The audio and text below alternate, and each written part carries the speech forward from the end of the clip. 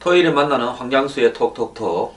오늘은 원래 애국당, 나중에 등록 직전에 통일한국당으로 이름을 바꾸어서 정통 애국시민보수정당을 자처하면서 이번 총선에 나섰던 통일한국당의 최인식 대표 모시고 이야기 좀 나누겠습니다. 감사합니다. 안녕하세요. 네. 최 대표님, 이번에 그 선거에 참가하셨죠? 예. 근데 그 이름을 갖다가 애국당에서 통일한국당으로 안 바꾸는 게 낫지 않았나 생각도 들고요. 그 바꿈으로써 이 보수 진영의 유권자들이 좀 혼돈도 있었을 거다 생각이 드는데 특별한 사유가 있었습니까? 예, 우리가 그 애국당으로 그동안 쭉 이제 창당해서 활동을 해오다가 그 등록 이제 선거를 앞두고 불과 한 열흘 앞두고 우리가 통일한국당으로 바꿨습니다. 일부에서 그거는 새로운 우리 그 애국 진영만을 가지고는 도저히 정당으로서 선거를 치르기에 너무나 열악했습니다. 그래서 그 외부에 있는 보수 가치를 함께하는 재단체들 인사들이 좀 참여할 수 있는 길을 넓혀주자 이렇게 해가지고 갑작스럽게 애국당에서 통일한국당으로 바꾸게 되었는데요. 결과적으로 뭐 그것을 바꿔서 일부에서는 우리가 득표가 적었다, 또 그걸 바꾸지 않았으면 더 좋았지 않느냐 이런 이야기는 뭐 할 수는 있습니다. 그러나 그때 상황에서는 바꿀 수밖에 없는 그런 상황이 있었다는 점을 말씀드리고요.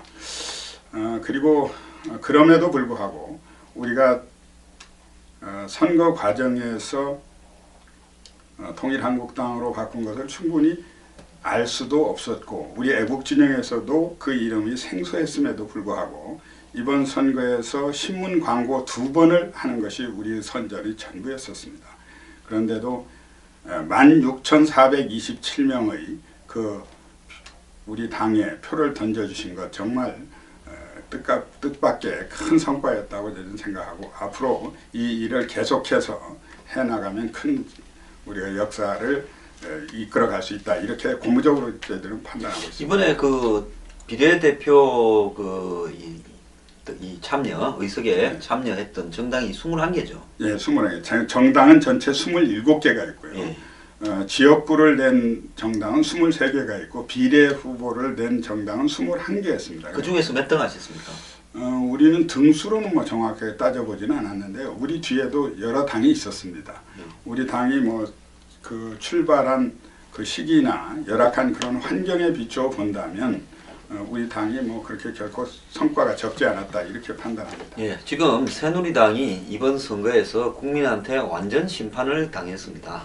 그런데 지금 보수 진영의 문제는 이 야권의 지금 이번 선거에서 나타난 현상을 그대로 우리가 가지고 있는 건데요. 그게 뭔가 하면 야권에서는 더민주당과 국민의당이 대결을 했지 않습니까? 예.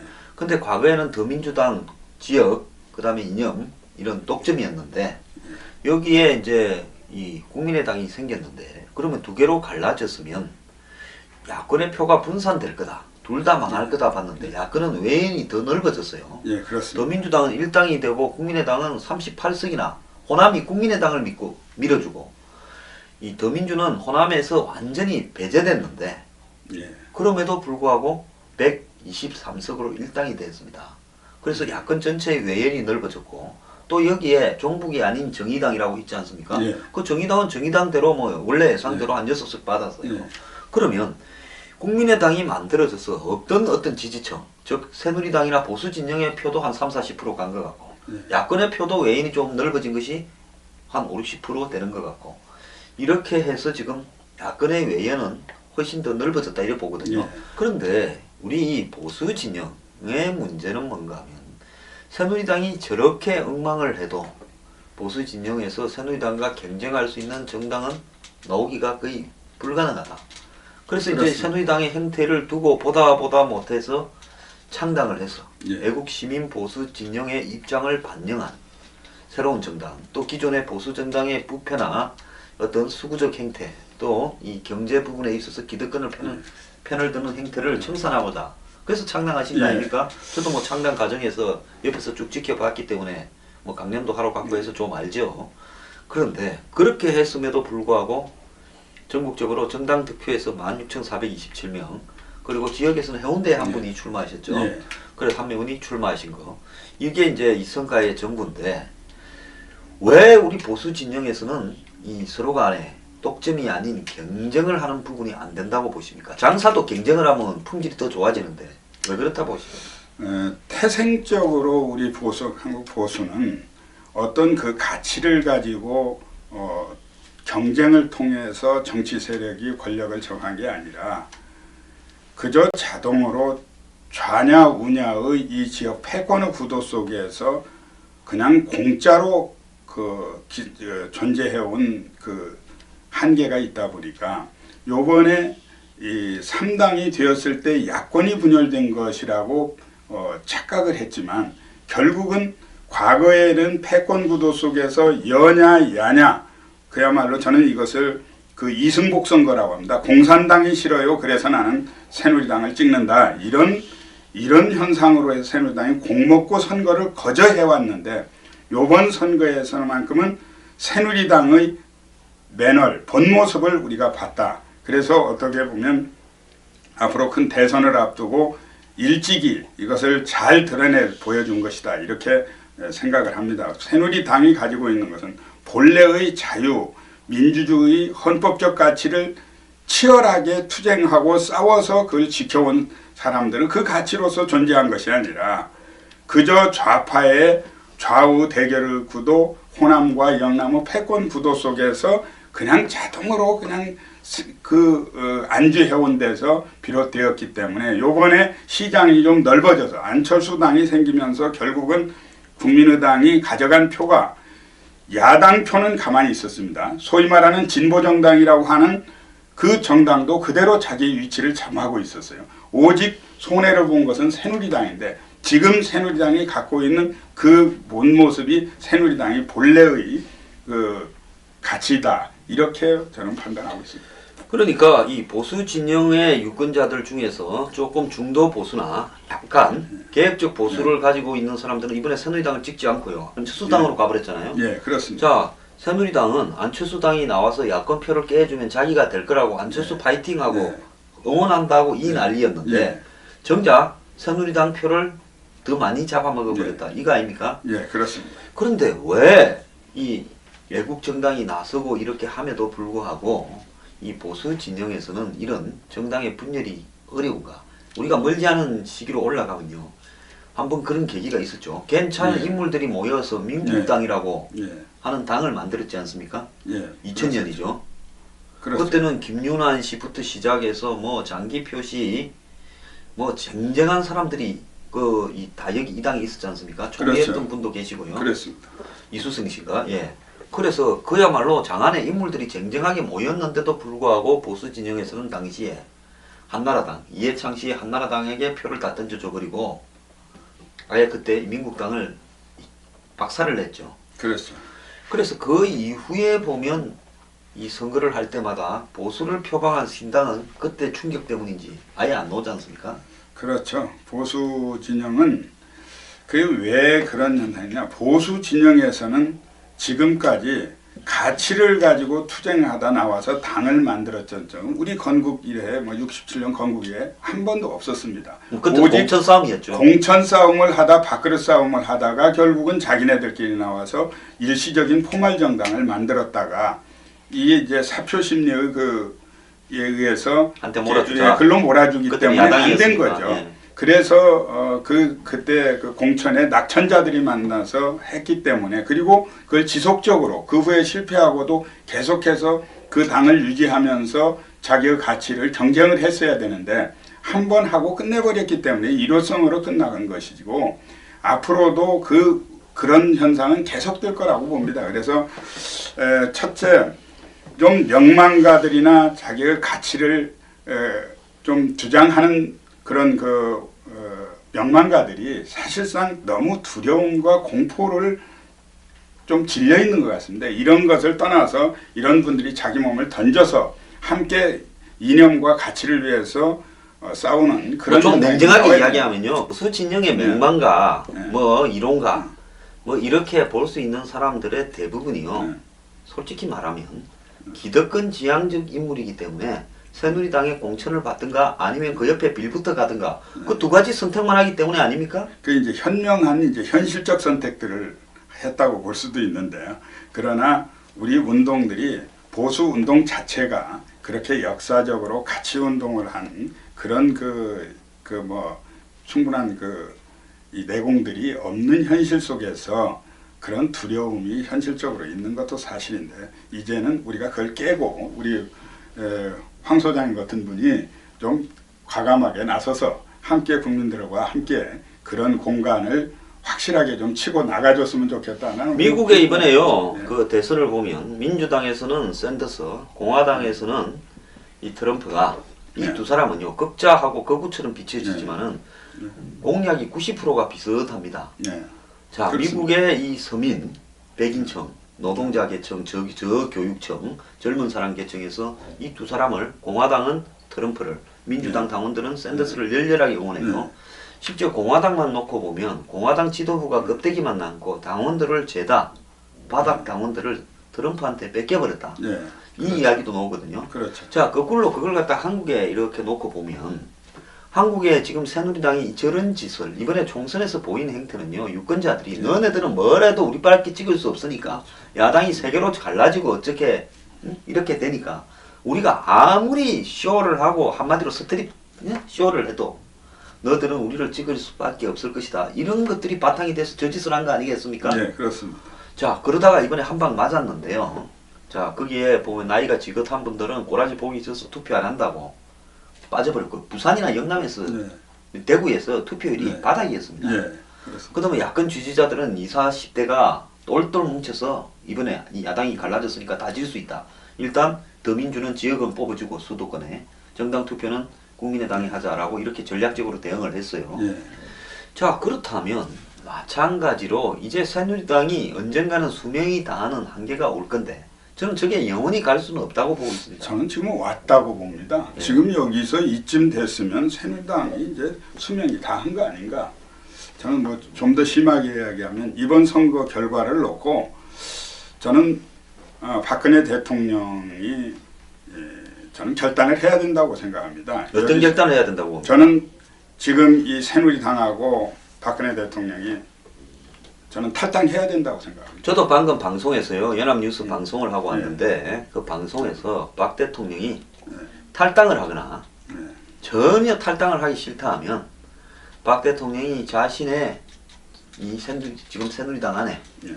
믿을 수 있는 의원들만 데리고 나가서 밖에서 당을 따로 만들어야 된다. 이렇게 지금 이야기를 했습니다. 저도 총선 전에 그런 기회가 여러 번 있었다고 생각합니다. 지난번 연말이 됐는데 우리 입법 무정부 상태가 됐었거든요. 그런 상태에서 계속해서 끌어오면서 선거법도 합의를 못하고 그 과정에 있을 때도 그런 기회가 있었는데 이번 선거 결과를 놓고는 확연해졌다고 생각합니다. 그리고 새누리당하고 같이 할 대통령이 같이 하기는 앞으로 어려울 것이다. 저는 그렇게 보고 있습니다. 왜? 유승민이를 다시 받아들이자고 지금 새누리당 내에서 이야기를 한다면 유승민 의원을 만약에 받아들인다. 그러면 새누리당은 대통령이 같이 할 수 없을 것이다. 저는 그렇게 생각합니다. 그럼 저는 네. 대통령이 그런 자존심이라도 계시기를 바라는데요. 요즘 대통령 하시는 걸 보면 그런 자존심이 있는지도 의문이에요. 왜냐하면 제가 작년에 땡볕에 한 달을 고생한 게 뭡니까? 유승민이가 국회법 개정안을 원내대표를 하면서 통과시켜서 대통령의 손다리 팔을 묶길래 저는 이거 민주주의의 상권 분립을 위협하고 한마디로 새누리당이 대통령에게 반기를 들고 있다. 그건 대통령 개인의 문제가 아니라 한마디로 쿠데타가 총칼을 든 것이 아니라 국회의원들을 들고 쿠데타를 하는 거다. 그렇기 때문에 헌정 질서를 유지해야 된다는 입장에서 청와대 앞에 가서 제가 한 달을 1인 시위를 했습니다. 다 처음에는요 이게 뭔지 모르고 어린이 둥절할 때 제가 가서 대통령이 거부권 하라 행사하라 했어요. 자, 그때 대통령이요 거부권을 행사하라고 할 게 아니라 새누리당을 탈당을 하고 나를 따르는 사람은 나와라 해서 밖에서 건전 아스팔트 애국 보수와 개혁 보수 등을 모아서 창당을 했어야 되고요. 두 번째는요. 한마디로 하는 놈들 또 해먹으려고 하는 것이 오픈 프라이머리 상향식 경선 아닙니까? 김무성 대표의. 부산에 보면 김무성 대표 원하는 대로 현역들이 다 공천 받았는데 6명이 떨어져 버렸고 더민주당이 5개 돼버렸습니다. 부산을 야당의 아성으로 만들어 버렸어요. 예, 그것만 보더라도 김무성 대표의 상향식 공천이라는 것이 주민들이 유권자들이 얼마나 싫어하는가를 보여주는 겁니다. 예. 보기 싫은 새끼들을 그대로 경선에서 예. 다 이기게 만드냐. 자, 그때 작년 9월 28일입니까? 문재인 대표가 추석 직후에 기자회견을 해서 뭐 상향식 경선으로 안심번호 국민 경선을 하겠다 발표했을 때 그때 대통령이 판을 깨서야 된다고 보고 있습니다. 자, 그 두 번의 기회에서 국회에서 180석 200석을 해서 똘똘 뭉쳐서 한마디로 우리가 가야 개헌을 하고 국회 선진화법을 무력화시킬 수 있다 이런 헛소리를 했는데요. 자, 여기서 그때는 친박하고 비박이 저는 네. 김무성과 최경환이 공모해서 네. 한마디로 반기문 세워서 이원 집정부제 개헌하자 네. 이런 국리를 했다고 보는데요. 어떻게 생각하십니까? 지금도 뭐 그런 의심을 선거가 안 좋아져서 하고 있습니다. 상황은 네. 그때보다 나빠졌지만은 지금도 그러고 앉았을 거예요. 지금도 그건 뭐 그런 의심은 할 충분한 여지가 그럼 있다고 이원집정부제가 지금 박 대통령 하면 안보 아닙니까? 그렇습니다. 애국 보수하면 네. 뭡니까? 안보. 안보 아닙니까? 자, 북한과 대치하는 상황에서 이원집정부제에 대해서 어떻게 생각하십니까? 그는 뭐 그 말도 안 되는 그 제도를 가지고는 우리가 뭐 지금 대통령 중심제에서도 지금 이 북한 문제가 이렇게 관리가 잘 안 되고 있는 상황인데 그건 더 어렵고요. 저는 요 이야기를 좀 하고 싶어요.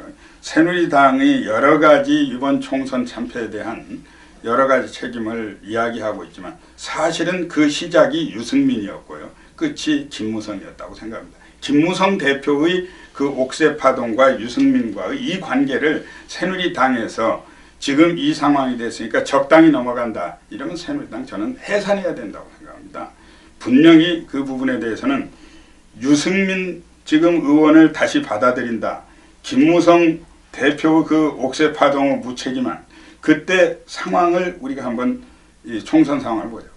옥새 파동이 나기 하루 이틀 전에 북에서 미사일을 발사를 했습니다. 그게 엄청난 안보 이슈였고 지금 우리가 갖고 있는 북한의 핵 위협이 최고의 이번 선거의 이슈가 됐어야 되는 겁니다. 그런데 김무성 대표의 옥새 파동이 있으면서 그 옥새 파동의 야당의 문제, 대북 문제, 안보 문제, 북핵 문제 모든 뉴스의 블랙홀이 되어서 옥새 파동으로 덮어버렸습니다. 자. 그리고 그걸 가지고 선거를 하게 된 겁니다. 그 3월 25일 옥새 파동이 3대3 나눠먹기로 해서 예. 끝난 날이 예. 서해의 날이었습니다. 예. 서해의 날이 뭐냐면 천안함이 예. 그렇습니다. 예? 북한에 이 폭침을 당해가지고 잠수함에 그렇죠. 의해서 가라앉은 날이라서 거기에 서해의 날 기념식이 열렸었는데요. 그때 예. 평택항인가 그렇죠. 어디서 열렸죠. 예. 그랬어요. 그런데 그때 어떻게 했습니까? 그때 새누리당은 예. 집구석 싸움한다고 새누리당을 대표해서 이 보수 안보를 중요시한다는 새누리당의 대표단이 서해의 날 기념식에 예. 아무도 안 갔습니다. 예. 그렇습니다. 그날 대통령도 참석하셨잖아요. 아, 그랬습니까? 예. 그 대통령이 갔었는데 여당의 아무도 안 갔죠. 대표들이 안 그날 갔습니까? 집구석에서 저는 엄청놓고 싸움이 네, 벌어졌으니까요. 저는 그걸 못 봤습니다. 거기까지는. 참 기가 찬 일 아닙니까? 예. 그런데 이런 대목에서 이 이원 집정부제 개헌을 하겠다고 지금도 생각하고 있다면 이것들은 친박이고 비박이고 할 것 없이 그야말로 안보는 그럼요. 핑계고 전부 저거 밥그릇 싸움만 신경 쓰는 양아치들 아닙니까? 결국은 뭐 지금 이 정치를 바꿀 수 있는 것은 국민이 선거를 통해서 투표로 바꿀 수밖에 없는데 지금 이런 구도 속에서 투표를 다시 해본들 아마 이 상황이 더 악화되어 가리지 않겠나 저는 이렇게 보고요. 이런 상황을 깨기 위해서 난 우리 황 소장님 같은 분이 이제 여기서 방송만 할 것이 아니라 우리 애국 세력들이 많습니다. 그동안 젊은 근데 애국 세력들이 좀 그 함께 젊은 애국 세력이 네. 많은데요. 네. 그 많은 애국 세력이 이번에 네. 통일한국당에 16,427표를 던졌습니다. 저는요. 네. 솔직히 말하면 우리 이 애국 보수 시민들 중에 앞에 나선 분들이요. 우리 스스로를 정확하게 제대로 네. 알아야 우리가 큰 실수를 하지 않는다 보는데요. 그래요. 한번 보십시오. 우리 맨날 집회에서 가면 한 그래요. 3,400명, 그래요. 기껏 많을 때 한 1,000명, 그것도 뭐 동원이 포함됐을 때입니다. 그래요. 그래가지고 그분들이 SNS고 뭐 트위터고 뭐 온 사방에 글 올리고 일베에 글 올리는 사람들 뭐 고정적으로 있고요. 그게 굉장히 많아 보이지만은 솔직히 말하면 우물안의 개구리로 한 줌도 안 된다는 거예요. 그러니까 지금 인터넷에서 SNS를 뭐 이야기를 하지만 SNS에서 10만 명이 떠들어도 오프라인상에 50명이 움직이지 못합니다. 그런 정도 현실을 가지고는 어렵고요. 그래서 제가 이야기를 하는 거는요. 제가 방송을 하는 이유는 대중적 계몽이 되어야 애국 보수가 정치 세력화 될 수 있는 거고 또 애국 보수만으로도 정치 세력화해서 되는 것도 아닙니다. 그렇습니다. 이 애국 보수라고 아스팔트 나간 사람들 모아봤자 네. 정당 하나를 네. 꾸릴 만한 인적 자원도 되지 않고요. 네, 또 이 사람들이요. 전부 다 생각이 다릅니다. 네. 자 이번에요. 선거 출마하면서 기존에 애국 보수라고 생각했거나 기존에 보수라고 생각한 사람들이 당을 만드는 최 대표님한테 얼마나 거리를 두고 껄끄러워했는가를 네. 잘 느꼈죠.